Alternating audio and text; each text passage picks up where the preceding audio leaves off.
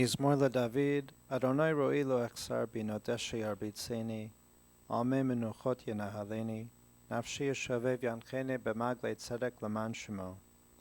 גם כי אלך בגיא צלמוות, לא ירא כי אתה עמדי. שבטך ומשענתך המה ינחמוני, תערוך לפני שולחן נגד צוררי דשנת ושמן ראשי כוסי רוויה. אך טוב וחסד ירדפוני כל ימי חיי, ושבתי בבית אדוני לאורך ימים. Please join with me in Psalm 23 in the English. The Lord is my shepherd, I shall not want. He maketh me to lie down in green pastures. He leadeth me beside still waters. He restoreth my soul. He guideth me in straight paths for his name's sake. Yea, though I walk through the valley of the shadow of death, I fear no evil, for thou art with me. Thy rod and thy staff, they comfort me. Thou preparest a table before me in the presence of mine enemies. Thou hast anointed my head with oil. My cup runneth over. Surely goodness and mercy shall follow me all the days of my life, and I shall dwell in the house of the Lord forever.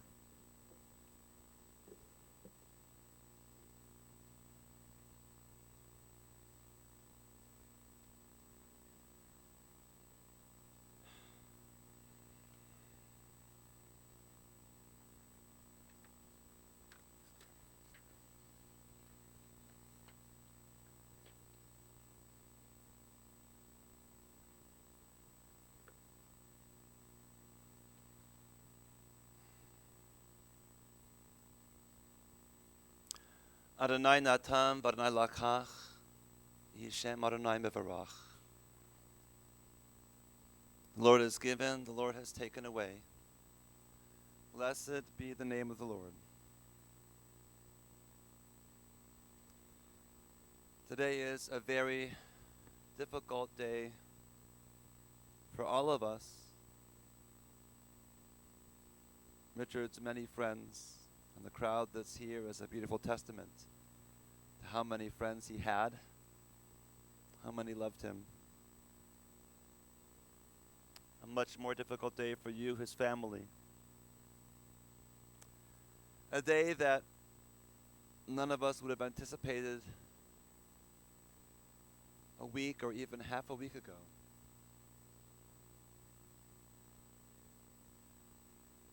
And it's hard to wrap our minds and our hearts around the idea that Richard is gone.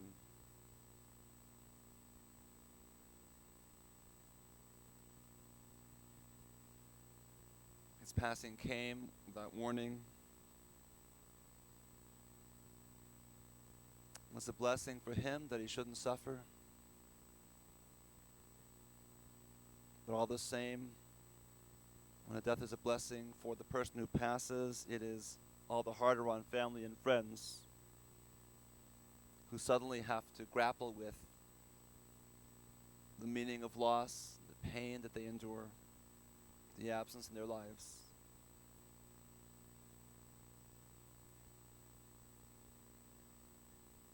And it's hard to wrap ourselves around the idea that Richard is gone because he was such a presence in your lives as a family and in all of our lives, the lives of his friends and the community.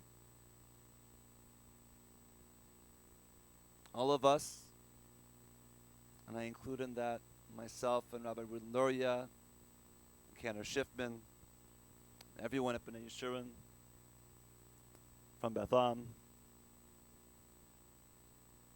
and all of the many friends that he had and you all have,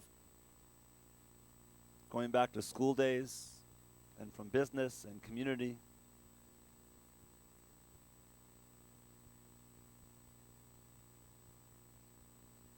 Everyone who knew Richard loved him, appreciated him for his humor, for his caring, for his extraordinary dedication to family and friends. And today we honor Richard's memory and draw strength and comfort from the gift that he was to you, the family, and to all who knew him. Natalie, you and Richard had this really beautiful, beautiful relationship with each other. So deeply in love and so in step with each other. And all of us that know the two of you can only imagine the two of you together, because we could see that love in you and in him and in this beautiful family that you created together. You met Richard when you were both involved in a young Jewish adults group here in Cleveland, Rav Akim. I think you said it was sponsored by B'nai B'rith at the time. And you shared with me that at that time you were dating another guy, but more as just a friend. And that friend introduced you to Richard at a Rav Akim event. And Richard was running around collecting phone numbers. He was popular with the ladies. And your friend wanted the two of you to meet. And after you met, you said to your friend, "He's nice. Who else do you know?" Mind you, that doesn't mean she wasn't interested. In those days, it was common, you would see lots of people until you were settled on who you were in a relationship with, and they had just met. So it wasn't anything particularly unusual to say, just as Richard was collecting numbers, who else is at the party? But what was unusual is your friend turned to you and said, "No one else, Natalie. There's no one else for you. The two of you are meant for each other." And that friend's words were prophetic. He was right. Two of you started dating, and you shared that Richard had a reputation for being late. He was always late to dates, each time later than the next, until finally one day he was so late that you threw in the towel. He didn't show up at all, and after enough time had passed, you said, "That's it, nobody stands me up. I bet he'll call tomorrow with some lame excuse." And sure enough, the next day Richard called. "Natalie," he said, "I'm so sorry that I was not there last night. I had a perforated ulcer and had emergency surgery at the Cleveland Clinic."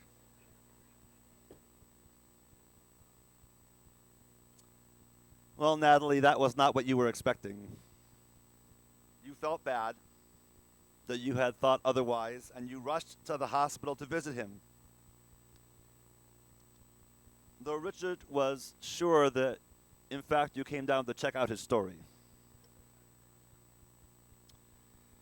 It was after that the two of you started to date exclusively and in earnest. Natalie, you told me that for your first date he took you to see Love Story, which took place at Harvard, so has particular meaning for the family. On another early date, the two of you went to the National Football Hall of Fame in Canton. You were not a football fan, but Richard was, and you have become one over the years. The two of you have always had tickets to football, and for many years also to basketball and to baseball, but always to football, though Richard often gave some of those tickets to business associates. And in fact, the two of you were planning to go to today's game against Cincinnati. You had your tickets and were planning to go. And I note that the game today began at 1 p.m., the same time that we started the service here. Somehow that seems very fitting. Anyway, getting back to your early relationship, you told me that you found Richard very interesting to talk to. He was a great conversationalist. He had great comebacks. You felt he was sincere. You loved that you saw that he was such a caring individual, sensitive and compassionate, soft on the inside, a good person to the core. He was sweet, and you were drawn to that sweetness. And you said to yourself, "This is someone with whom I could spend the rest of my life." The two of you fell deeply in love, And when Richard was ready to propose to you, he first took you to visit his father's grave. And then he asked your parents for permission. Those two acts themselves say a lot about Richard. And you shared with me that your father told him, you can have her, but if you take her, you cannot give her back.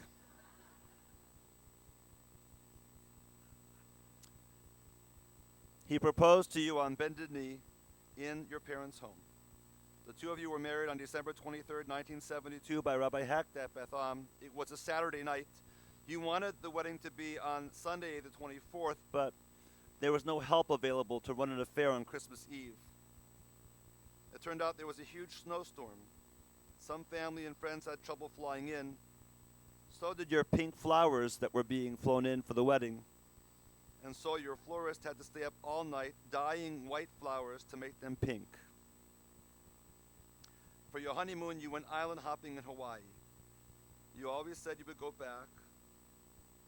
You never did. But travel was a very big part of your lives together. You love to travel.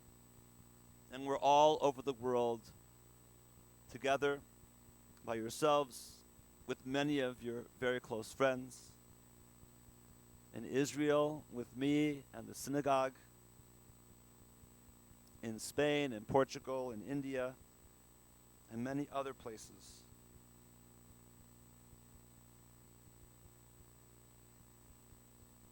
The two of you would have been married 47 years at the end of this month. 47 years in which you shared in life's joys and burdens, in which together you built a home and a family and a great legacy of love. You lived together in an apartment for just 2 years, and then took the leap in purchasing your home in Lyndhurst, and you've been in that same home ever since. That home has been a part of your lives from almost the beginning, and is the only home that Matt and Beth have ever known. Natalie, Richard was endlessly devoted to you, and he wanted you to know always how much he loved you. He bought you flowers almost every Friday, though occasionally he would say, oh, those flowers look like they'll last another week. And you would set him straight. You told each other that you loved each other every single day. You would go for walks together in the evening. A great time for the two of you to talk, to share about your day, to share your concerns, to share your joys, to celebrate the joy of being together. You both took a course in transcendental meditation, and for many years you both meditated twice a day and still do once a day. In fact, Richard had meditated Friday morning before he passed. Natalie, you were a kind of closet meditator, but Richard told everybody. The two of you enjoy going to the Cleveland Orchestra and to the Playhouse and to sporting events. And Richard did his part to help around the house. There were certain things that were his job that he would clean, make sure he was pitching in. And as he got older, everything had to be in its place, just right and neat, at least in the house upstairs. In his office, which was in the basement, there were papers everywhere, every nook and cranny. But he knew where to find everything there. He loved to bring you to nice places for your birthday, for your anniversary. He loved to buy you nice things, especially jewelry. He loved to do anything that would bring a smile to your face and make you happy.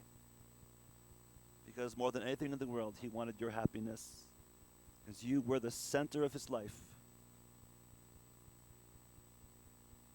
And Natalie, you not only were together in your loving relationship and the building of a family, but inevitably you were also a little bit involved with business with him. In later years with his own business, Allen Manufacturing, because it was in the home. but also in the early years when he was working for the family business, LB.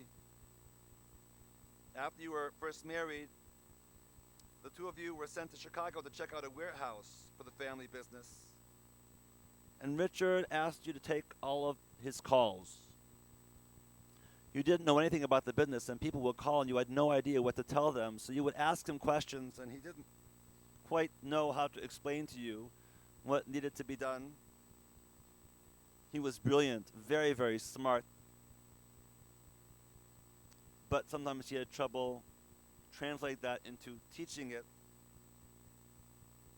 So you would ask him questions, and he wouldn't provide the answers until you became frustrated, and one day he went looking for you and couldn't find you, and there you were sitting on the loading dock, swinging your feet. You said, "I quit." But then he got it. He understood. And that was Richard. Because in the end, he wanted things to be right for you, for the family. He loved you so much. And so he made sure that he was able to answer whatever questions you needed so that you could work together. The two of you have such a wonderfully close circle of friends, many of whom one or both of you have known since high school, and many that you've added over the years. And you all enjoy doing almost everything together.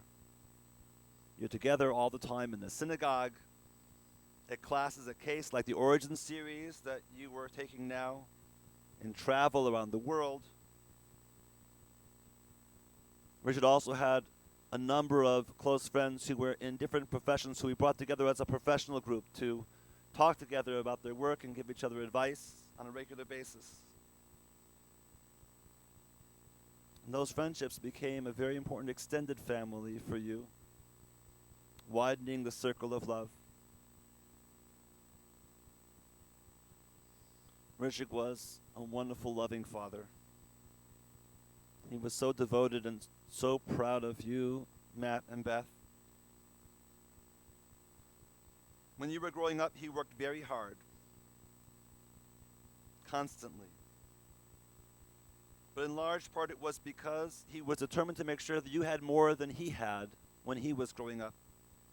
He wanted to provide for you. He wanted to give you every advantage to succeed in life, to fulfill every potential and every possibility. He worked out of the home, and that meant his time was flexible and he could be available for both of you. To be there when you needed him, to be there for the special things that you were doing. Of course, that cuts both ways. Any of us who do any work at home know that the challenge is when you work at home, the boundaries are blurred, and sometimes we spend a little bit more time at work than maybe we should. But on balance, working at home, let him be very present for you. Allow him to form the bond with each of you. And your relationship with him grew and deepened over the years. The two of you at various times even helped your dad with his business. Matt, going back many years, you helped him put together his catalog and did graphics for him, and later helped him with his website. And not unlike that time at the loading docks, sometimes you would try to explain new ideas of ways to do things, make suggestions, and he wasn't quite sure he understood or that he wanted to do it that way. He'd be married to the way he had done it, but in the end, he always came around to understanding and acted on your suggestions and appreciated your helping him find a newer and better way to do things. Matt, you worked closely in the business with him for a long time, on and off, and in that time, he loved to share stories with you, some of which even Natalie has never heard. For example, he shared with you that when he was young, before Natalie, he had gone down to the Caribbean at one point and had a boat and was talking about staying there. I don't know if any of us in this room have ever heard that story. You had not heard it. It was a special moment for you. You were away together at a business conference in Las Vegas, I think, at a sushi restaurant. And you said to me it was nice to get a sense of what he was like before you ever knew him, and to realize he had his own crazy stories from his youth just like you and everybody else. It made you feel closer to him. Those moments when you worked together, when he shared those stories, they enabled you to see another side of him. In more recent years, Matt, you were helping your dad scale back by seeking to document everything he did because it was all in his head. He didn't need it written down. He was able to keep it all here. All the complicated details and specifications and technology that was involved in the manufacturing that his plants were doing, all of the time schedules of the workers, the customers, the transactions, was here. But it needed to be extracted into a form that would enable him to step back, to allow others to step in, and you were able to help him do that. Beth, you also worked for your father at various points. You shared with me that the two of you have the same temperament, a fact in which your husband Rich concurred. There were times when you both would get excited and yell, and in your words, whoever was the loudest won. But the truth is, you always knew if you ever needed help with anything, he was there for you. And you knew how much he loved you, how much he would protect you, how much he cared for you. Beth and Maddie taught you both how to ride a bike. Matt, you shared memories of him playing Superman with you when you were a child. You both shared that overall he was more serious than joking, but he did have a great sense of humor, and he had this incredible belly laugh, which many of us have heard.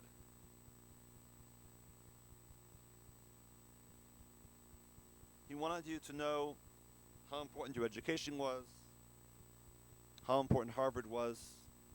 He wanted you to do good things, and he set an example for you through his own actions in his involvement in synagogue and community, in his acts of caring and compassion, and the way he treated others.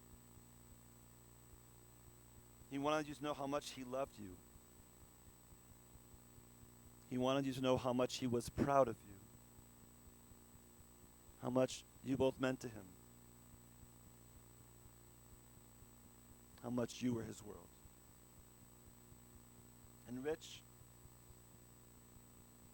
Beth's father, Richard, loved you like his own son. You were to him not a son-in-law, you were a son in love.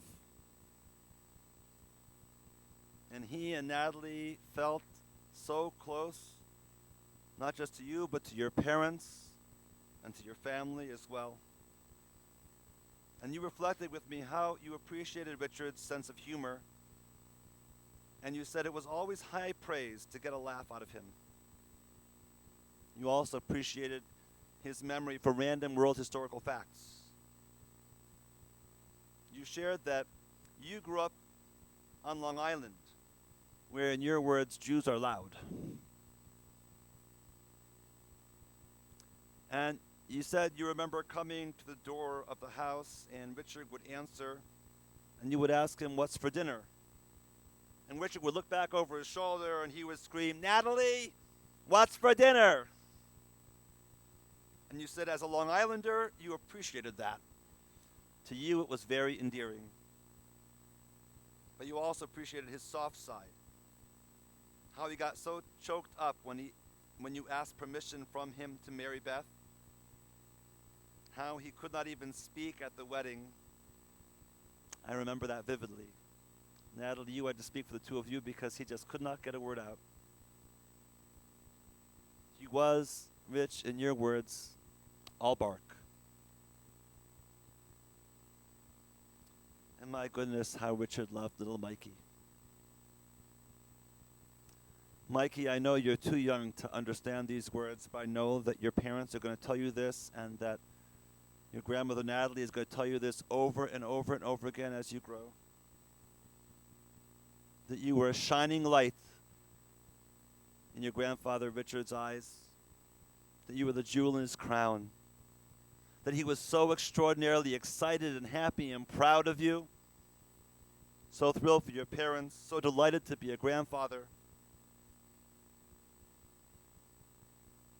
He carried your picture everywhere with him. It was the home screen on his own, and he had more pictures inside to share as well. And he shared them with everyone he met. and he talked about you constantly. He and Natalie even bought an Israel bond for you when you were born. One day maybe you'll use that bond to visit Israel, and that way he will have instilled in you the same love of Israel that was so important to him as it is to your grandmother Natalie.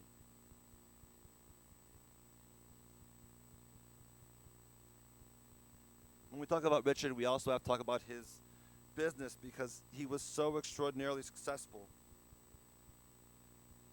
And it's really a mark of his brilliance and of his people skills and a mark of the level of his caring and compassion and his loyalty to the people that he knew.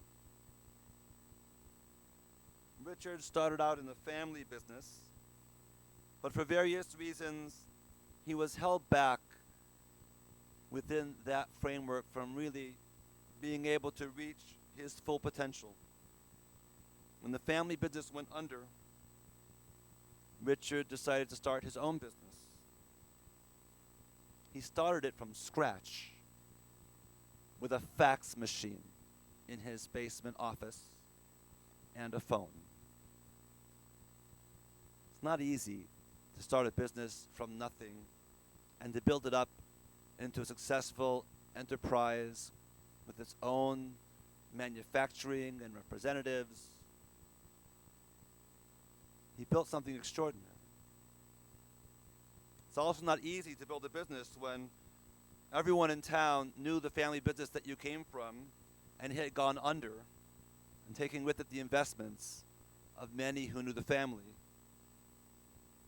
So that Richard could not just pick up the phone and say, "Oh, this is Richard Bluestone, Bluestone Manufacturing." People would hang up. They were nervous to get involved. And so Richard decided he would create a new business identity. Allen Manufacturing. Allen. A for Beth's middle name Adina. L for Matt's middle name Lauren. A for Richard's middle name Allen, but he spelled it A-L-L-E-N. And N for Natalie, because Natalie, you didn't have a middle name.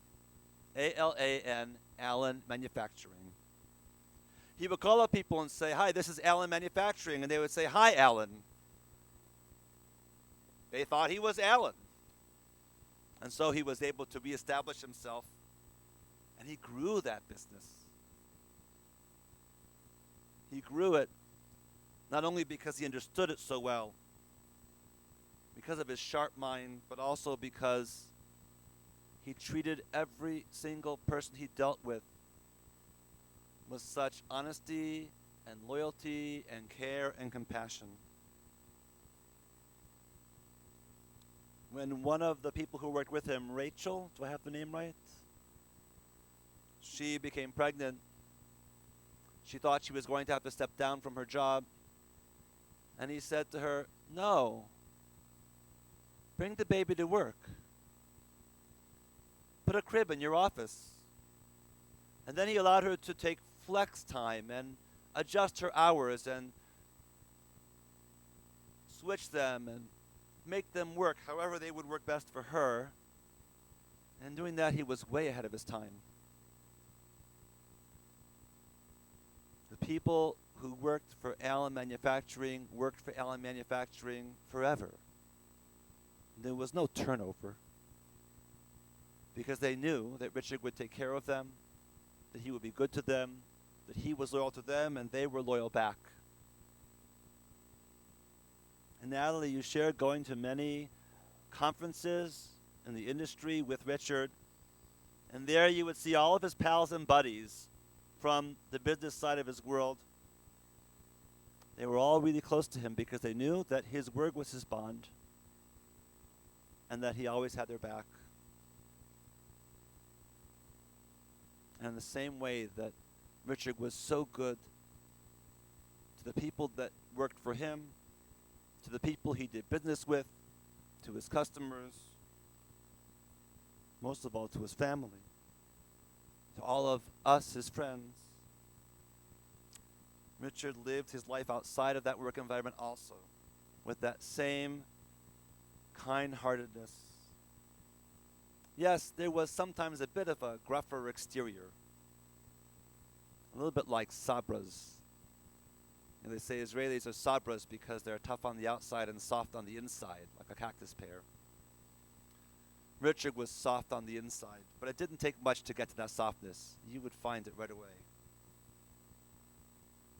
And so he was always seeking to help and always seeking to support community.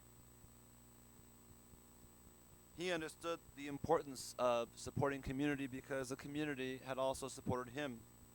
Natalie, in the early years, there was a time when Richard's family was in difficult financial straits, and Betham provided support. And he never forgot that. And so he always contributed to the synagogue, and your family has a fund at our synagogue to which the two of you often contribute. And he also supported many other charities.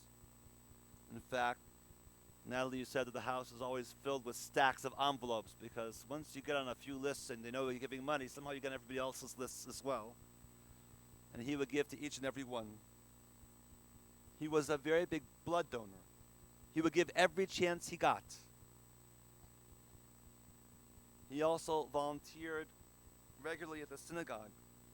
He helped with bingo at Betham. He was head usher at Betham and also for a couple of years usher at B'nai Yeshurun. And he especially liked the ushering because it allowed him to be at services which he wanted to be there. But when you're the usher, you get to kind of stand in the back and walk around. You get to talk to people and schmooze, and it's okay. You're not disrupting the service, right? You're doing your job. So he liked that because he was such a social guy. And Beth, you shared that you figured that out as a young child pretty quickly. And so you would say to your mother, I want to go help my dad usher. What a great deal. It helped the service go by so much faster. Richard was on the board at Betham and at B'nai Yeshurun. He was also involved in the Rotary Club, which he went to regularly. And as I said, had this incredible circle of friends. Richard also was very physically active.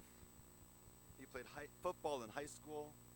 At different times, he swam, golfed, played racquetball, ran, had an exercise bicycle he used, and went to the gym. And Natalie, you and Richard regularly went to yoga classes together.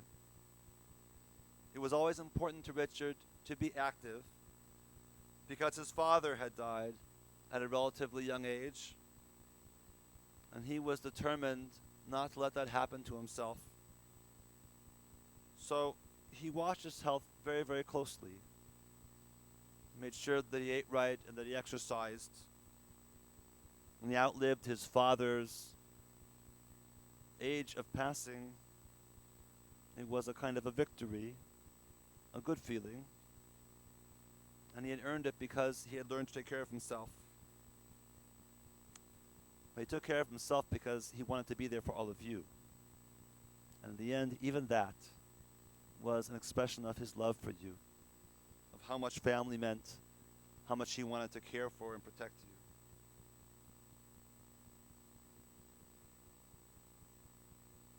Richard's birthday was January 23rd, 1945. That's 1, 2, 3, 4, 5. And that's exactly how he would tell his birthday to people when they would ask. 1, 2, 3, 4, 5. Everybody loved that. I'm going to laugh out of that. He liked that a lot.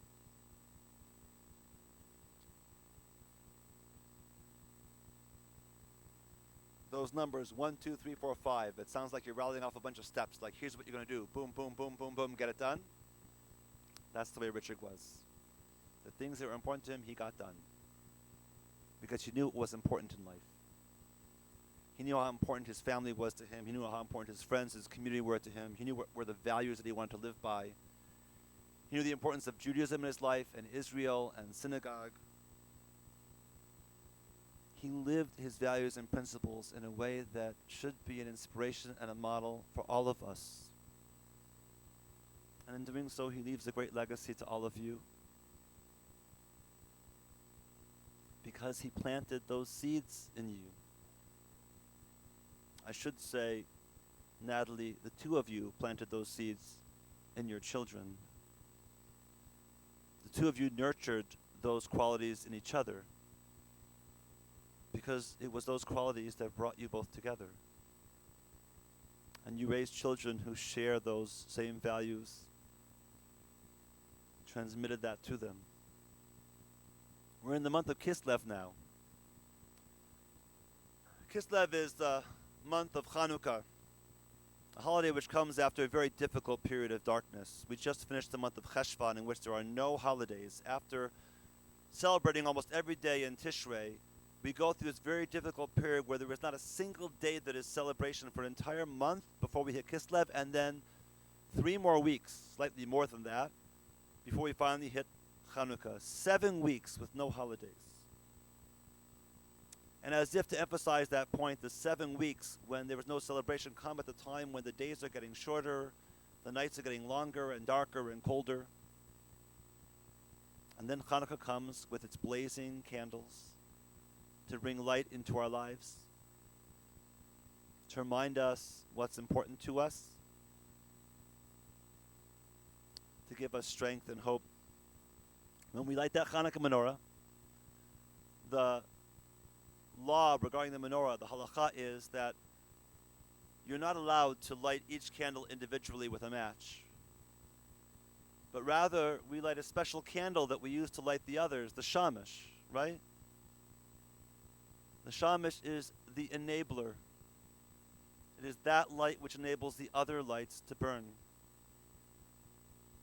Richard was the shamash in all of your lives. He brought light to your lives, but more importantly, he enabled you to shine light forth yourselves into the world around you. He nurtured you with his love, helped you find your best to be.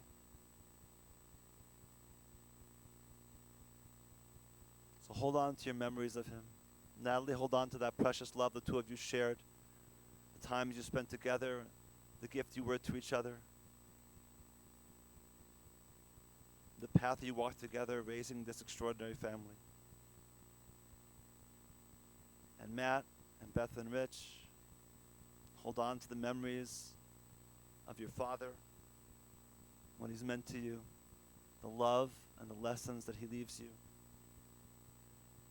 May you always feel his presence burning brightly in your life like the light of the Hanukkah menorah. And may it always bring you comfort. And may it always bring you joy. May you always feel him with you. May his memory be for a blessing. And we say it together, Amen. We'll rise now for the memorial prayer.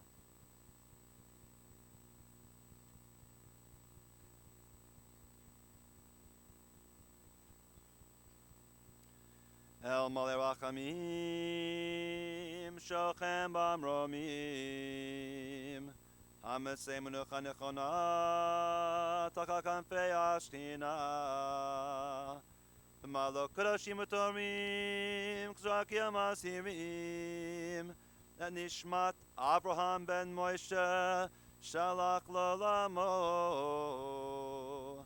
Gan Endhem Nuchato Ana Bal Harachamim, Hasreb Zekafach Yolamim, Utzror B'tzrachim et Nishmato, Adonai Hu Nachalato, V'yanok B'shalom HaMishkavo, V'nomar Amen.